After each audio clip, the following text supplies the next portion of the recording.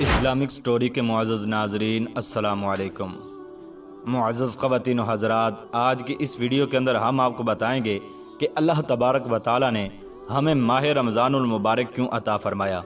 اور اللہ تبارک و تعالیٰ نے ہمیں ماہ رمضان کے اندر کون سی 5 چیزیں ایسی عطا فرمائی ہیں جو ہمارے علاوہ کسی اور کو عطا نہ ہوئیں، اور حضور اکرم صلی اللہ تعالیٰ علیہ وآلہ وسلم نے ہمیں ماہ رمضان کے اندر کن 4 باتوں کی کثرت کرنے کا حکم دیا ہے، اور جب ماہ رمضان کی پہلی رات آتی ہے تو ایسا کیا ہوتا ہے کہ جنتی حوریں اپنے محلوں کے اوپر چڑھ کر باہر آ جاتی ہیں۔ معزز دوستو، ان تمام تر سوالات کے جوابات قرآن و حدیث کی روشنی میں جاننے کے لیے آپ سے ہماری گزارش ہے کہ آپ ہماری اس ویڈیو کو اینڈ تک ملاحظہ فرمائیے تاکہ آپ کی دینی معلومات کے اندر مزید اضافہ ہو سکے۔ ناظرین گرامی، اللہ تبارک و تعالی ماہ رمضان کے حوالے سے قرآن مجید میں ارشاد فرماتا ہے، رمضان کا مہینہ جس میں قرآن اترا لوگوں کے لیے ہدایت، رہنمائی اور فیصلے کی روشن باتیں ہیں، تو جو کوئی تم میں سے یہ مہینہ پائے تو ضرور اس کے روزے رکھے، اور جو بیمار ہو یا پھر سفر میں ہو تو اتنے روزے اور دنوں میں رکھے۔ معزز دوستو، رمضان یہ رمضان سے بنا ہے جس کے معنی گرمی سے جلنے کے ہیں، کیونکہ جب مہینوں کے نام قدیم عربوں کی زبان سے نقل کیے گئے ہیں تو اس وقت جس قسم کا موسم تھا اسی کے مطابق مہینوں کے نام رکھ دیے گئے۔ اتفاق سے اس وقت رمضان سخت گرمیوں میں آیا تھا، اسی لیے اس کا نام بھی رمضان رکھ دیا گیا۔ حضرت سیدنا ابو سعید خدری رضی اللہ تعالیٰ عنہ سے روایت ہے کہ حضور اکرم صلی اللہ تعالیٰ علیہ وآلہ وسلم کا فرمان رحمت نشان ہے، جب ماہ رمضان کی پہلی رات آتی ہے تو آسمانوں کے دروازے کھول دیے جاتے ہیں اور آخری دن تک بند نہیں ہوتے۔ جو کوئی بندہ اس ماہ مبارک کی کسی بھی رات میں نماز پڑھتا ہے تو اللہ تعالیٰ اس کے ہر سجدے کے عوض اس کے لیے 1500 نیکیاں لکھتا ہے، اور اس کے لیے جنت میں سرخ یاقوت کا ایک گھر بناتا ہے۔ اور جو کوئی ماہ رمضان کا پہلا روزہ رکھتا ہے تو اس کے سابقہ گناہ معاف کر دیے جاتے ہیں۔ معزز دوستو، حضرت سیدنا جابر بن عبداللہ رضی اللہ تعالیٰ عنہ سے روایت ہے، آپ فرماتے ہیں کہ حضور اکرم صلی اللہ تعالیٰ علیہ وآلہ وسلم نے فرمایا، میری امت کو ماہ رمضان میں 5 چیزیں ایسی عطا کی گئی ہیں جو مجھ سے پہلے کسی نبی کو نہ ملیں۔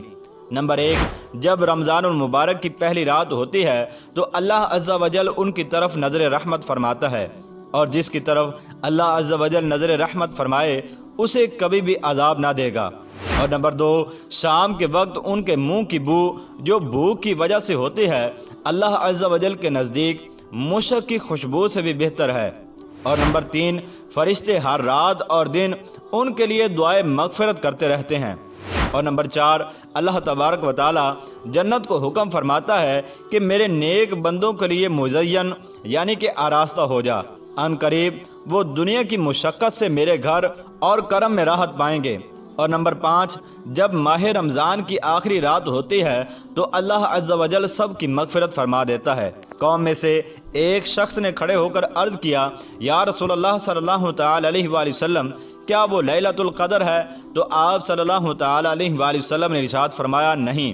کیا تم نہیں دیکھتے کہ مزدور جب اپنے کاموں سے فارغ ہو جاتے ہیں تو انہیں اجرت دی جاتی ہے، لہٰذا اللہ عز و جل اپنے بندوں کو اجرت دیتے ہوئے اس ماہ رمضان کے روزے رکھنے کی برکت سے ان سب کی مغفرت فرما دیتا ہے۔ ناظرین گرامی، حضور اکرم صلی اللہ تعالی علیہ وآلہ وسلم نے ارشاد فرمایا، اس پاک مہینے کے اندر 4 باتوں کی کثرت کرو، ان میں 2 ایسی ہیں جن کے ذریعے سے تم اپنے رب کو راضی کرو گے، اور بقیہ 2 تمہیں بے نیاز نہیں کر سکتے۔ وہ یہ ہیں کہ لا الہ الا اللہ محمد الرسول اللہ صلی اللہ تعالی علیہ وآلہ وسلم کی کثرت کرو، اور نمبر 2، اللہ تبارک و تعالیٰ سے کثرت کے ساتھ اپنے گناہوں کی معافی طلب کرتے ہوئے استغفار کرو۔ جبکہ وہ 2 باتیں جن سے تمہیں غنا یعنی بے نیازی نہیں ہے وہ یہ ہیں کہ اللہ عز و جل سے جنت طلب کرتے رہو اور جہنم سے پناہ طلب کرتے رہو۔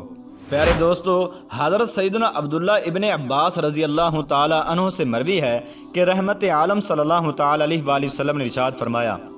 جب رمضان شریف کی پہلی رات آتی ہے تو عرش کے نیچے سے میسرہ نامی ہوا چلتی ہے، جو جنت کے درخت کے پتوں کو ہلاتی ہے اور اس کے ذریعے سے ایسی دلکش آواز بلند ہوتی ہے کہ اس سے بہتر آواز آج تک کسی نے نہیں سنی ہوگی۔ اس آواز کو سن کر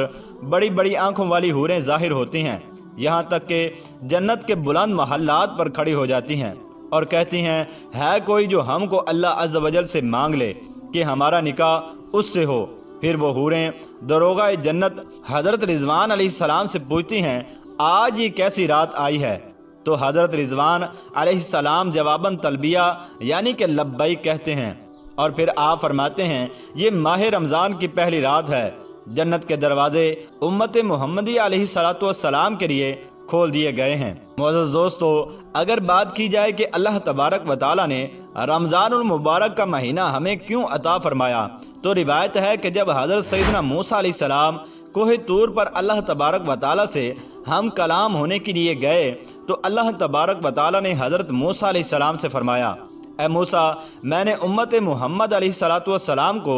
2 نور عطا کیے ہیں تاکہ وہ ان کے ذریعے سے 2 اندھیروں کے ضرر سے محفوظ رہیں۔ تو حضرت سیدنا موسیٰ علیہ السلام نے اللہ تبارک و تعالیٰ کی بارگاہ کے اندر عرض کی، یا اللہ عز و جل وہ 2 نور کون کون سے ہیں؟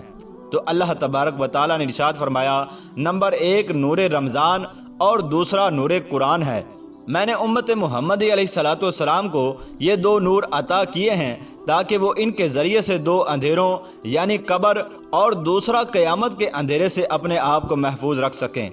ناظرین گرامی، اس روایت سے ہمیں پتہ چلتا ہے کہ اللہ تبارک و تعالیٰ نے ہمیں رمضان اور قرآن اس وجہ سے عطا کیا ہے تاکہ قیامت کے دن جب اندھیرا ہوگا اور جب ہم قبر کے اندر جائیں گے اور وہاں پر بھی اندھیرا ہوگا تو ان 2 نوروں کی برکت سے ہم وہاں پر روشن و منور ہوں اور ان 2 اجالوں کے اندر ہم سفر کر سکیں اور آسانی کے ساتھ اپنی برزخی زندگی اور قیامت کا سفر بھی طے کر پائیں۔